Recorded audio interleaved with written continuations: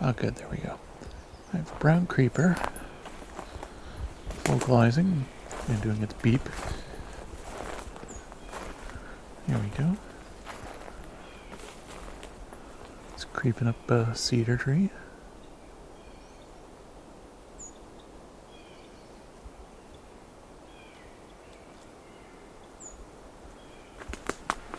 Hoping I can find a young one.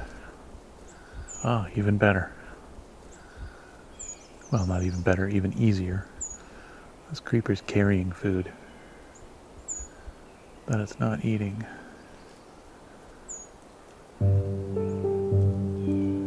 And that is good for confirming breeding status.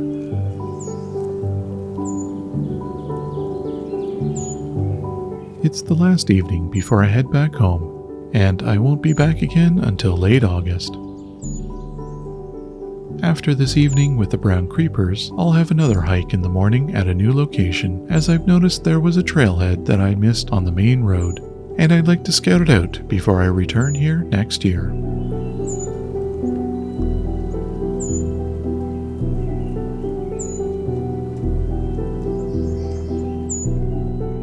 My name is Rob, and this is Songbirding.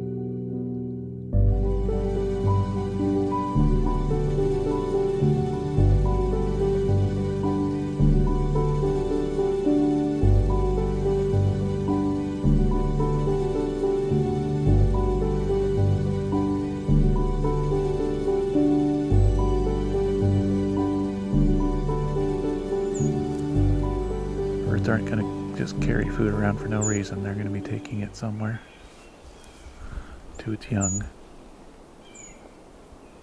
This bird is very active. Jumping from one trunk to the next, kind of back and forth on the same trunk over and over again. Oh, now he's got a new one. Oh, there's two of them here now, actually.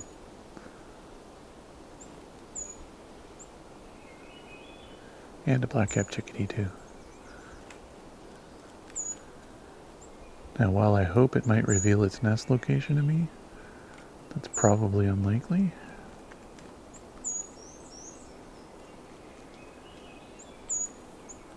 There's also a black and white warbler here, too.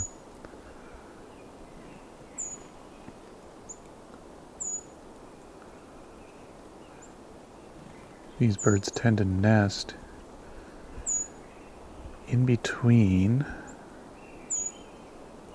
a stripped piece of bark and the tree it's being stripped from. So if you can imagine the gap that exists when bark begins to shed off of a tree for one reason or another. It's very thin. They will build their nests inside that, though. This one's being very friendly, considering it is only 5 feet away right now.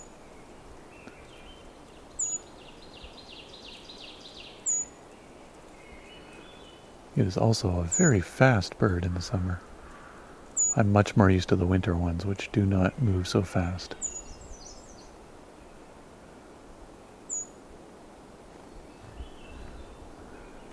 They're usually fairly slow and contemplative in the winter. This one's making all quick motions. Seems to be in quite the hurry.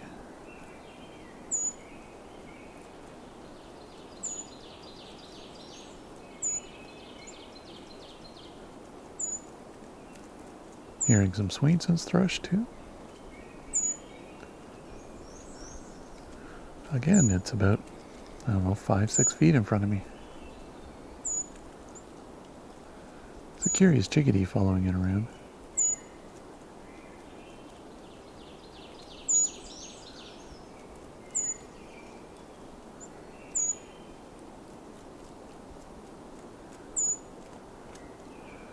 It's also doing something you don't see often, and that is going down a tree.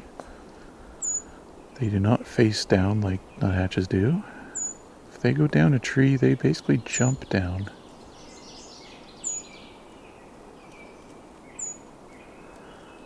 Or when they go lateral around a tree, they kind of jump sideways.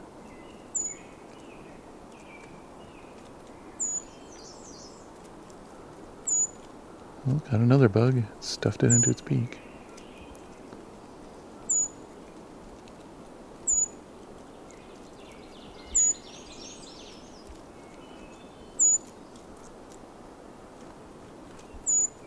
Must be communicating with the other creeper that was here.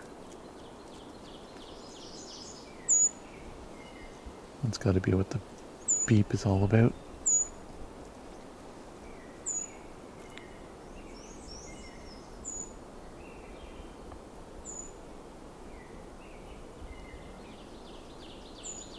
So they love eating spiders.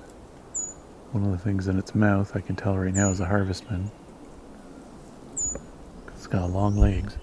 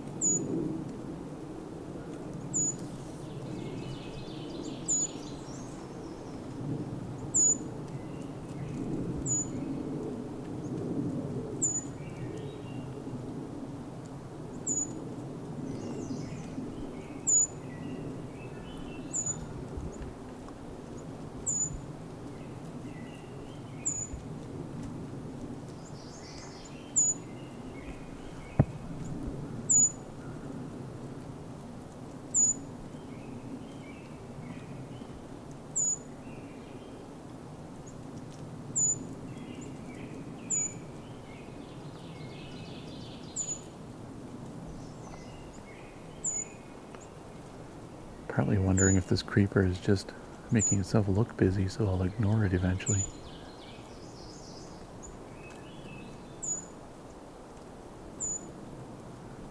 Seems to be repeating a lot of the same trees.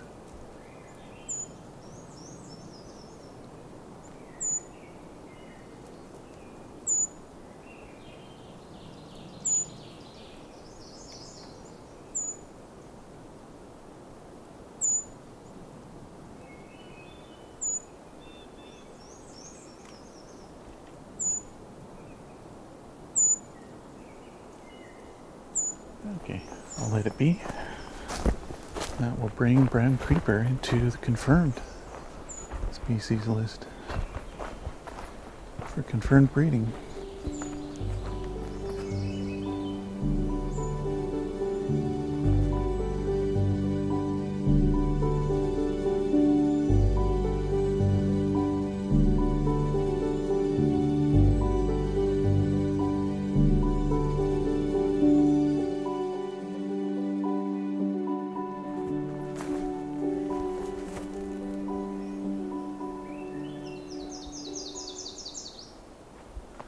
Okay, so we have Swainson's thrush in the distance.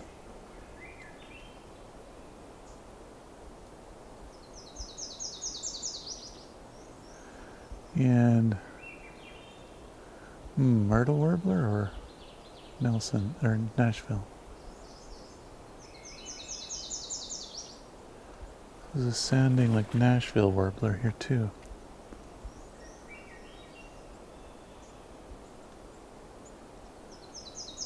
Yeah. Got that harshness. It's very similar to the C-bit. It is a slightly bit lighter, but Myrtle Warbler never really has harshness to that. It's always soft.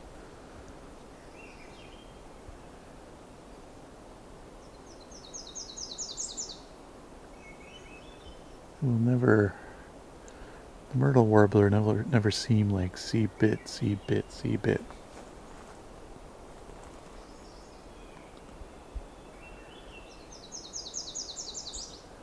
More like whoa.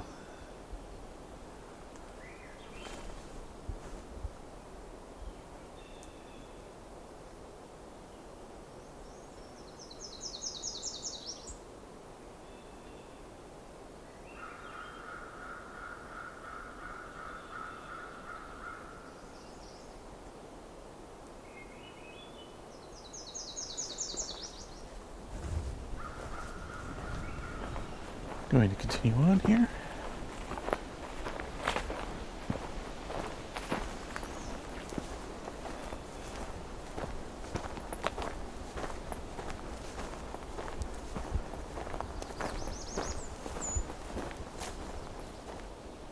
I have another brown creeper.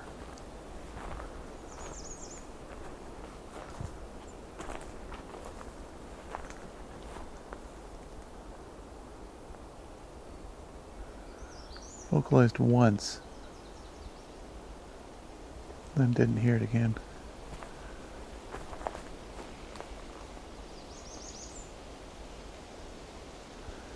It's American redstart.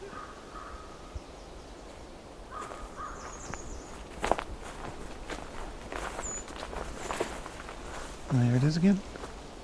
Brown creeper. I think that was a redstart. Yeah.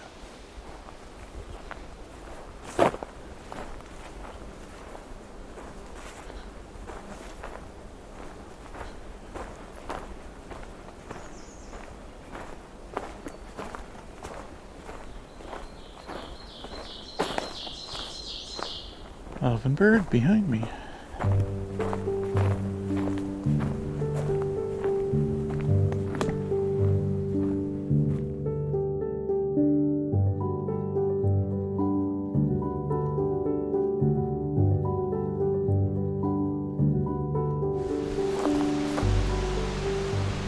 So at Hanover Park,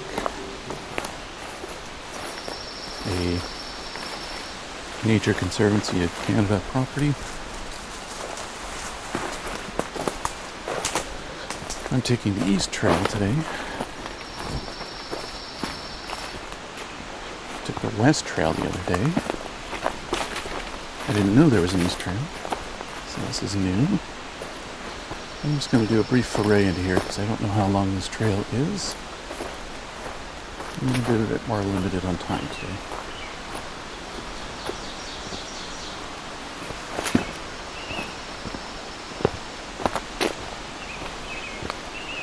American robin. Sounds like an ovenbird with a slightly different song. This wind is going to play a little bit against my recording. Mostly because of the aspen or poplar here, I'm not sure which it is. There's a pine warbler.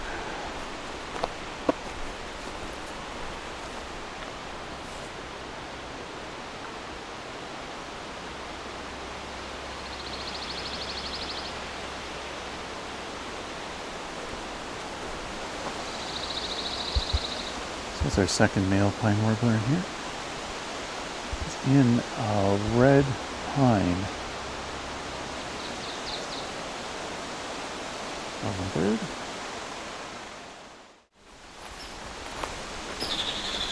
Oh, here we go. A hairy woodpecker.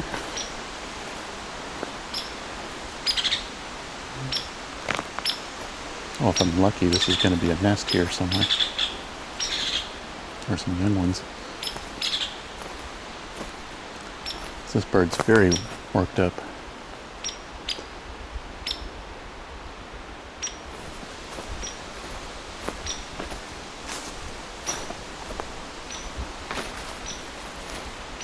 So the hairy woodpecker got that piercing call.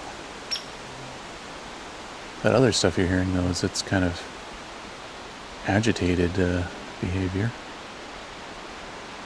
Probably warning others that potential predator nearby. They don't do this for people in places where people are common.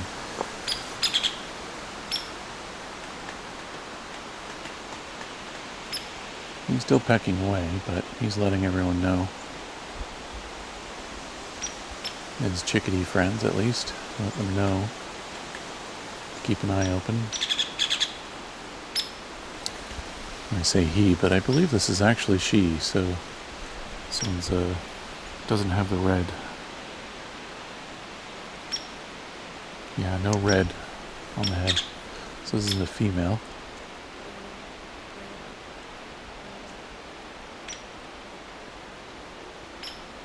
Seems quite a few cavities around, so she could have a nest in one of them here. Certainly these chickadees would.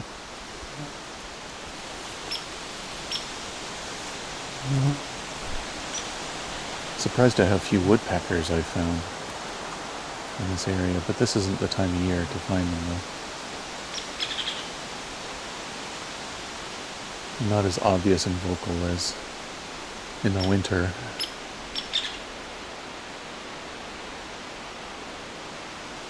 I've not yet found any downy woodpeckers, just a couple hairies. And one red-bellied. I've been told there's a red-headed woodpecker in the cottage area.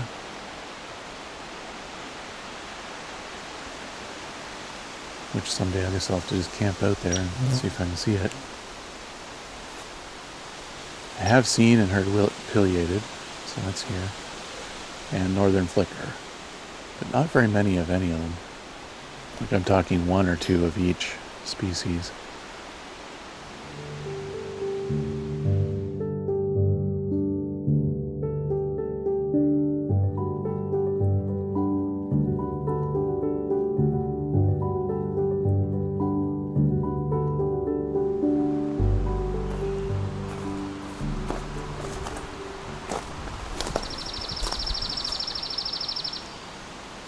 So a lot of pine warblers like to fade in and fade out, and this one's not really doing that.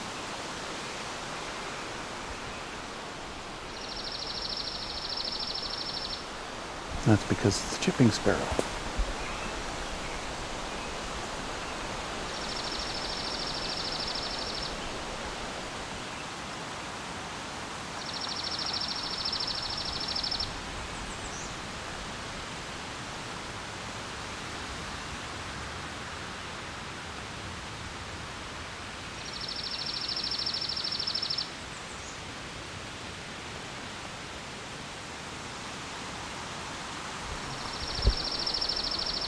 So we've got here a fine example of a chipping sparrow, where one might expect to get a pine warbler.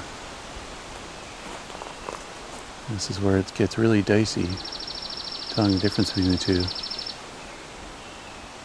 So one thing I notice is it's not fading in and out.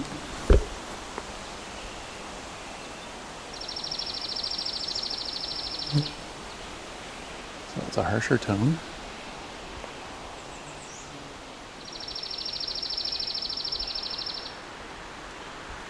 It's easy to get fooled because there's a big white pine here. It's not in the pine, it's actually in a dead birch beside it.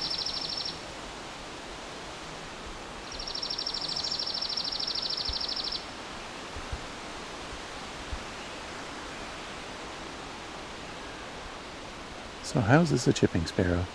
It's not as soft sounding as pine warbler. Pine warbler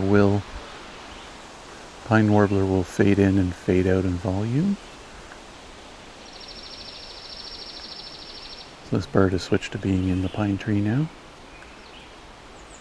making things more confusing. But you can probably hear this is a pretty constant song.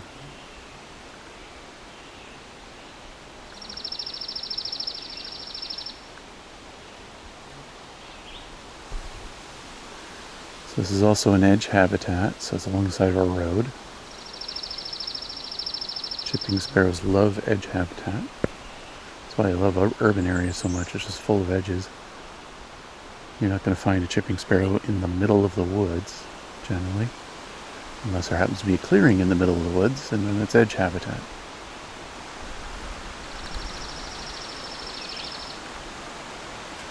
And then swamp sparrow is very similar, a bit more ringing to it, I find. And, of course, in the swamp or marsh. And the other kind of hint you get from the swamp sparrow is because they're more swampy, marshy, usually lower down the ground. Not always, but usually. It's chipping, they like to go up high. Pine warblers also like to go up high. Swamp sparrows are fine with singing from the ground and will occasionally go up high. It's not an exception, but it is more likely than not, if it's something like this being sung from the ground, it's a swamp sparrow. There's a red-breast nuthatch.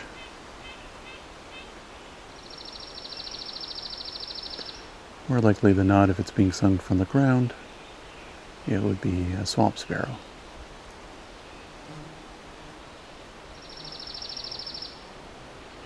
So there's a whole lot of things you got to take into account.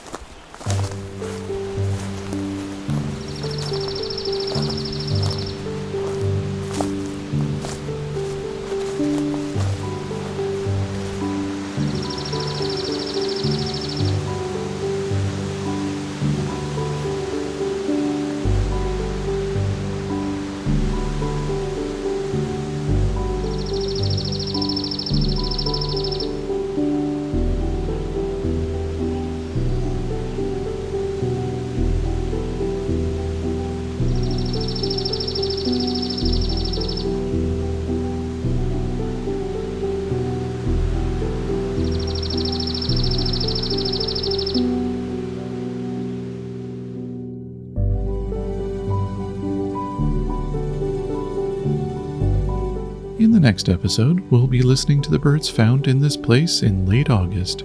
Then following that, begin to explore this area in mid-May of 2022 at the cusp of songbird breeding season. After the credits, you'll be hearing a soundscape of some American redstarts that I recorded along the shoreline of Lake Huron. Songbirding in the Quietude was recorded, engineered, narrated, and created by me, Rob Porter, with cover art and logo design by Lauren Helton, and Creative Commons music from REW.